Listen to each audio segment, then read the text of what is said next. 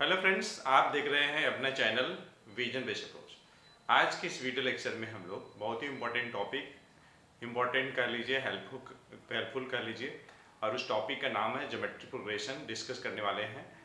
और इस video lecture में हम लोग सबसे पहले ज्योमेट्रिक प्रोग्रेशन से रिलेटेड थ्योरी डिस्कस करेंगे, उसके बाद कुछ क्वेश्चंस करेंगे। तो चलिए हम लोग स्टार्ट करते हैं। तो सबसे पहले हम लोग ये जानेंगे कि ज्योमेट्रिक प्रोग्रेशन का फॉर्मेट क्या है। जिस तरीके से अरिथमेटिक प्रोग्रेशन का फॉर्मेट होता है, उसी तरीके से ज्योमेट्रिक प्रोग्रेशन का भी फॉर्मेट होता है। तो देखिए फॉर्मेट क्या होता है। अगर हमारे पास कुछ नंबर्स का कलेक्शन इस टाइप से है, मान लीजिए हमारे पास नंबर्स हैं ए, और इसमें हम एक कांस्टेंट क्वांटिटी से इनटू कर रहे हैं, और वह कांस्टेंट क्वांटिटी मान लीजिए कि आर है, और आर आपका यहाँ पे नॉन जीरो है, जीरो नहीं है, नॉन जीरो है, तो ए आर मिलेगा। अगर हम इस ए आर में आर से इंटू करेंगे तो ए आर स्क्वायर मिलेगा। इसमें हम फिर आर से इंटू करेंगे तो ए आर का पावर क्यूब मिलेगा। फिर आर से इंटू करेंगे तो ये मिलेगा ए आर का पावर 4। और इस तरीके से हमारे पास कलेक्शन ऑफ नंबर्स हो जाएंगे, और इस टाइप से जो कलेक्शन ऑफ नंबर्स होगा ये ज्योमेट्रिक प्रोग्रेशन फॉर्म करता है। ज्योमेट्रिक प्रोग्रेशन को शॉर्ट में हम लोग जीपी बोलते हैं। जीपी हिंदी में बोलते हैं गुणोत्तर श्रेणी। तो ये हमारे पास जीपी का फॉर्मेट हो गया। ए बी का फॉर्मेट क्या था? ए plus D, a plus 2d, इस टाइप से था। आपको मैं याद दिला दूं, ए plus D, a plus 2d, और आपका a plus 3d, a plus 4d, a plus 5d, ऐसे ही करके था। देखिए एपी जीपी में डिफरेंस क्या है। एपी में हम कांस्टेंट क्वांटिटी को प्लस करते हैं तो हर एक नया टर्म मिलता जाता है। जीपी में कांस्टेंट क्वांटिटी से हम इनटू करते हैं तो हमें नेक्स्ट टर्म मिलता जाता है। तो जैसे हम लोग एबी में जनरल टर्म की बात करते हैं, उसी तरीके से हम लोग ज्योमेट्रिक प्रोग्रेशन में भी जनरल टर्म की बात करते हैं। तो ज्योमेट्रिक प्रोग्रेशन में जनरल टर्म क्या होगा?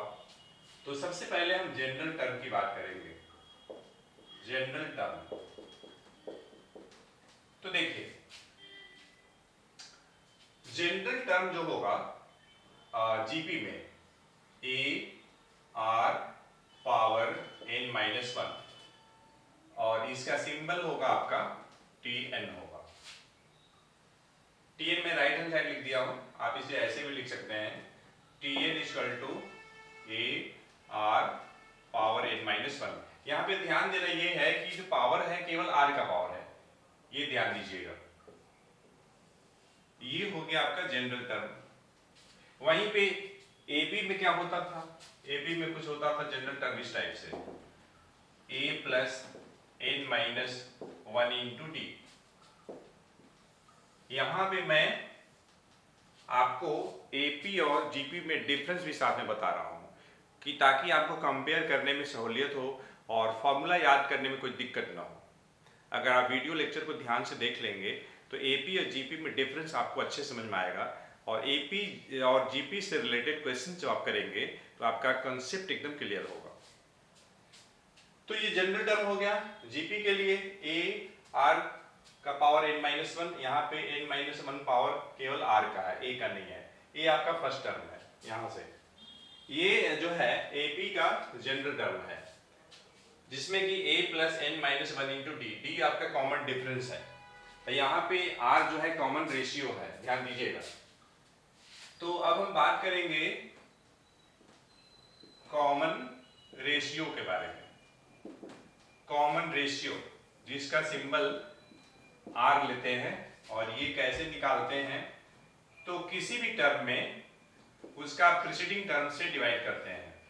T2 मतलब सेकेंड टर्म में उसका पिछला टर्म क्या होगा? T1 होगा, आप निकाल सकते हैं। या आप थर्ड टर्म में सेकेंड टर्म से डिवाइड कर लीजिए, या फिर फोर्थ टर्म में उसका प्रीसीडिंग टर्म से डिवाइड कर लीजिए। तो इस तरीके से किसी भी टर्म में उसका प्रीसीडिंग टर्म से डिवाइड करेंगे तो जो आपको मिलेगा that will be the common ratio. T3 upon T2 common ratio, T4 upon T3 common ratio.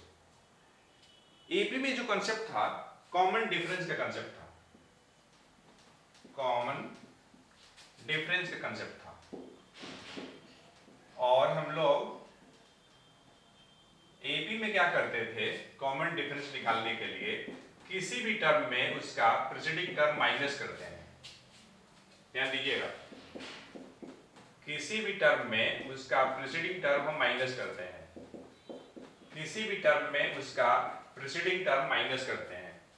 यहाँ पे हम लोग रेशियो लेते हैं, ध्यान दीजिएगा, कॉमन रेशियो, यहाँ पे कॉमन डिफरेंस, यहाँ पे डिफरेंस वर्ड लगा हुआ है मतलब आपको माइनस करना है, यहाँ पे रेशियो वर्ड लगा है मतलब आपको डिवाइड करना है। अब हम बात करेंगे सम ऑफ n terms ऑफ और जीपी। कोई आपके पास जीपी दिया हुआ है, उसके n टर्म्स की सम निकालनी है। तो बच्चों यहाँ पे देखिए ध्यान देना है, इसमें देखिए ध्यान क्या देना है, अगर किसी जीपी के n टर्म का सम का सिंबल अगर ऐसे नगर है, अच्छे से दिख रहा है साफ साफ ना, तो कैसे निकालिएगा, a with in bracket r का power n minus 1 divided by r minus 1। यहाँ पे ध्यान जरूर दीजिएगा r कॉमन रेशियो है और इस जिसकी मॉडुलस वैल्यू जो होगी 1 से ग्रेटर होनी चाहिए। r की मॉडुलस वैल्यू की हम बात कर रहे हैं, ध्यान दीजिएगा, या तो ये लगाइए, यहाँ पे दिख रहा है, अच्छा ठीक है, चलिए तो मैं यहीं पे लिख देता हूं। इसके लिए एक और फॉर्मूला होता है, Sn equal to a 1 minus r का पावर n, यहाँ पे लिख दूं और ये आपका हो जाएगा 1 माइनस r हो जाएगा, और यहाँ पे जो कंडीशन लगेगा r की जो मॉडुलस वैल्यू होगी 1 से कम होगी। ये जरूर ध्यान दीजिएगा, ये जो पावर है n केवल r का पावर है। यहीं पे अरिथमेटिक प्रोग्रेशन के केस में जो हम लोग सम के लिए जो फॉर्मूला इस्तेमाल करते हैं n/2 2a plus n-1 into d इस्तेमाल करते हैं, या तो फिर हम लोग इस्तेमाल क्या करते थे n/2 और ये आपका a प्लस l इस्तेमाल करते थे। अच्छा, अब हम बात करेंगे selection of terms in GP, हम बात करेंगे क्योंकि एपी में हम लोग सिलेक्शन ऑफ टर्म्स की भी बात किए थे। तो देखिए अगर हम सिलेक्शन ऑफ टर्म्स की बात करें, हमें जो बात करनी है सिलेक्शन ऑफ टर्म्स की बात करनी है, selection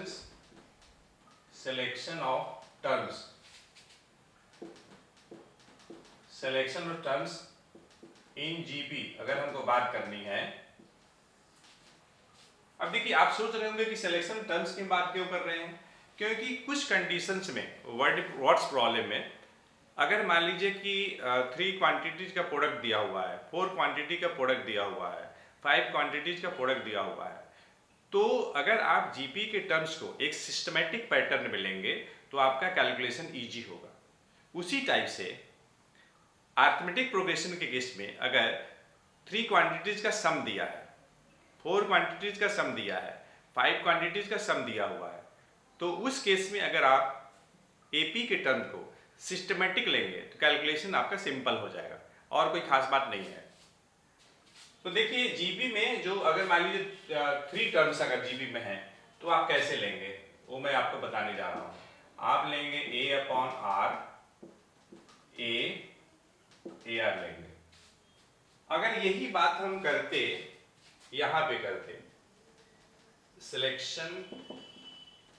selection of terms in arithmetic progression अगर हम करते तो ऑलरेडी एक बार हम लोग डिस्कस कर चुके हैं, लेकिन मैं आपको यहाँ पे कंपेयर कर रहा हूँ, आपको सोचने में सहूलियत होगा।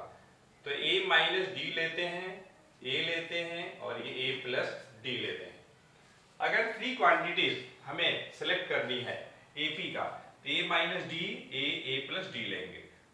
और अगर हमें जीपी में लेनी है तो a upon r a r, ठीक है। ए फर्स्ट टर्म है, आर कॉमन रेशियो है, ए फर्स्ट टर्म है, डी कॉमन डिफरेंस है। ये 3 टर्म्स की बात हो गई। अगर मान लीजिए 4 टर्म्स अगर मान लीजिए जीपी में है, तो हम लोग क्या करेंगे, a upon r cube, a upon r a r cube.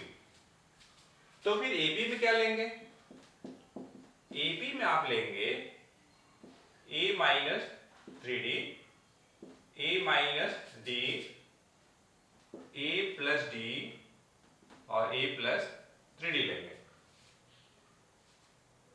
AB में क्वांटिटीज का सम दिया हुआ होगा, जीपी में क्वांटिटीज का प्रोडक्ट दिया हुआ होगा। तो उस कंडीशन में आप इस टाइप से टर्म्स का लेंगे, टर्म्स को आप सेलेक्ट करेंगे तो आपका कैलकुलेशन इजी होगा। बात को समझिएगा। अब मैं बात कर रहा हूं कि अगर हमारे पास जीपी में 5 क्वांटिटीज अगर जीपी में दिया हुआ है तो हम टर्म्स को कैसे सेलेक्ट करेंगे। तो a upon r square, a upon r a r square. और अगर यही बात अगर मान लीजिए एपी में अगर है तो a minus 2d a minus d a plus d और a plus 2d। Friends, GP में क्वेश्चंस जो होंगे किस टाइप के क्वेश्चंस होंगे, उसमें हो सकता है क्वेश्चन आपको दिया रहेगा कि पैटर्न ऑफ नंबर्स दिया रहेगा, कलेक्शन दिया रहेगा, और आपको बोला जाएगा कि आप टेस्ट करिए कि ये जीपी में है या नहीं है। तो आप कैसे टेस्ट करेंगे, आप क्या करिएगा, second term upon first term निकाल लीजिएगा, second term upon first term निकाल लीजिएगा, third term upon second term निकाल लीजिएगा, फोर्थ अपॉन थर्ड टर्म निकाल लीजिएगा। अगर ये रेशियो अगर बराबर आ रहा है, इक्वल आ रहे हैं, इसका मतलब ये है कि दिया गया जो सीक्वेंस है वो आपका जीपी में है। उसी टाइप से एपी के क्वेश्चंस कर रहे हैं तो वहां आप डिफरेंस निकालिएगा, T2 minus T1, T3 minus T2, T4 minus T3। अगर ये इक्वल आ रहे हैं इसका मतलब है कि दिया गया जो सीक्वेंस है वो एपी को फॉर्म कर रहा है, ठीक है। फिर क्वेश्चन आ सकते हैं कि दिया गया जो कलेक्शन है उसका आप nth टर्म निकालिए। तो उसके लिए आप क्या करेंगे, सबसे पहले आप पहचानिएगा, ए निकालिएगा, मतलब ए देखिए ए कितना है, फिर आप कॉमन रेशियो निकालिएगा। कैसे, किसी भी टर्म में उसका प्रीसीडिंग टर्म से डिवाइड कर लीजिएगा, आर निकल जाएगा। फिर आप जनरल टर्म का फॉर्मूला लगा लीजिएगा, ये जनरल टर्म, इसको हिंदी में बोलते हैं व्यापक पद कहा जाता है, ठीक है। इस तरीके से कॉमन रेशियो मिल जाएगा। तो फिर आप जनरल टर्म के फॉर्मूले में लगा लीजिएगा ए आर का पावर n माइनस 1। अगर मान लीजिए आपको सम निकालना है तो आप क्या करिएगा, पहले आप a लिख लीजिएगा, a कितना है देख करके, फिर आप r निकाल लीजिएगा, फिर ये फॉर्मूला लगा लीजिएगा Sn बराबर। हाँ, लेकिन यहाँ पे केयरफुल रहिएगा, आप ये देखिएगा कि r की वैल्यू क्या है। अगर r की मॉडुलस वैल्यू 1 से ग्रेटर है तो आप लगाइएगा Sn equal to a into r का power n minus 1 upon r minus 1। अगर r की मॉडुलस वैल्यू 1 से लेस अगर है तो आप लगाइएगा Sn equal to a into 1 minus r का power n upon 1 minus r। अगर यही क्वेश्चन अगर ए बी में होगा, अरिथमेटिक प्रोग्रेशन में होगा, तो उसका फॉर्मेट ये होगा, ये जो आप देख रहे हैं ये फॉर्मेट ऊपर वाला, ये फॉर्मेट है ज्योमेट्रिक प्रोग्रेशन के लिए, और ये फॉर्मेट किसका है, ये है आपका अरिथमेटिक प्रोग्रेशन के लिए। तो ये देखने से समझ में आ जाएगा कि ए कितना है। डी कैसे निकालेंगे, तो second term minus first term, या third term minus second term, या fourth term minus third term, d निकल जाएगा। फिर आप जनरल टर्म निकाल लीजिएगा a plus n minus 1 into d, ठीक है। सम निकालना है तो आपका एपी में सम निकालने के लिए दो रिजल्ट है, n/2 2a plus n minus 1 into D, या n/2 into a plus l। इस फॉर्मूले में a फर्स्ट टर्म है, l आपका लास्ट टर्म है, ठीक है। यहाँ पे इस फॉर्मूले में n जो है नंबर ऑफ टर्म्स है, a फर्स्ट टर्म है, d कॉमन डिफरेंस है। अगर किसी क्वेश्चन में मान लीजिए एपी के क्वेश्चन में सम और टर्म्स दिया हुआ है 3 क्वांटिटीज का, 4 क्वांटिटीज का, 5 क्वांटिटीज का, तो उस सिचुएशन में आप नंबर ऑफ जो टर्म्स लेंगे इस टाइप से लेंगे। अगर 3 टर्म्स अगर एपी में है तो a minus d a plus D लीजिएगा। अगर 4 क्वांटिटीज अगर एपी में है जिनका सम दिया हुआ है तो आप इस टाइप से लीजिएगा। 5 क्वांटिटीज अगर दिए गए हैं एपी में जिनका सम दिया हुआ है क्वेश्चन में a minus two D A minus d a plus D a plus two D लीजिएगा। अगर वही क्वेश्चन जीपी में अगर है जिसमें कि 3 क्वांटिटीज का प्रोडक्ट दिया हुआ है तो आप जो टर्म्स लेंगे a upon r a r लेंगे। अगर 4 क्वांटिटीज अगर हैं जिनका प्रोडक्ट दिया हुआ है तो आप लीजिएगा a upon r cube a upon r r cube लीजिएगा। अगर 5 क्वांटिटीज का प्रोडक्ट दिया हुआ है जीपी में तो आप जो टर्म्स लेंगे a upon r square a upon r a r square. तो फ्रेंड्स मैं थोड़ा साइड हो जाता हूं ताकि आप नोट कर सकें। तो फ्रेंड्स इस वीडियो लेक्चर में हमने आपको जीपी और एपी से रिलेटेड कंसेप्ट को समझाया है और उसमें हमने डिफरेंस भी बताया है कि दोनों में डिफरेंस क्या होते हैं और किस तरीके से हम लोग एपी जीपी की पहचान करते हैं, हम लोग कॉमन रेशियो कैसे निकालते हैं, कॉमन डिफरेंस कैसे निकालते हैं और हम लोग जनरल टर्म कैसे निकालते हैं, सम ऑफ n टर्म्स कैसे निकालते हैं। तो हमें उम्मीद है ये वीडियो लेक्चर आपको पसंद आया होगा। तो हम लोग मिलते हैं नेक्स्ट वीडियो लेक्चर में एक अच्छे कंसेप्ट के साथ। Till then take care of yourself. Thanks for watching the video lecture.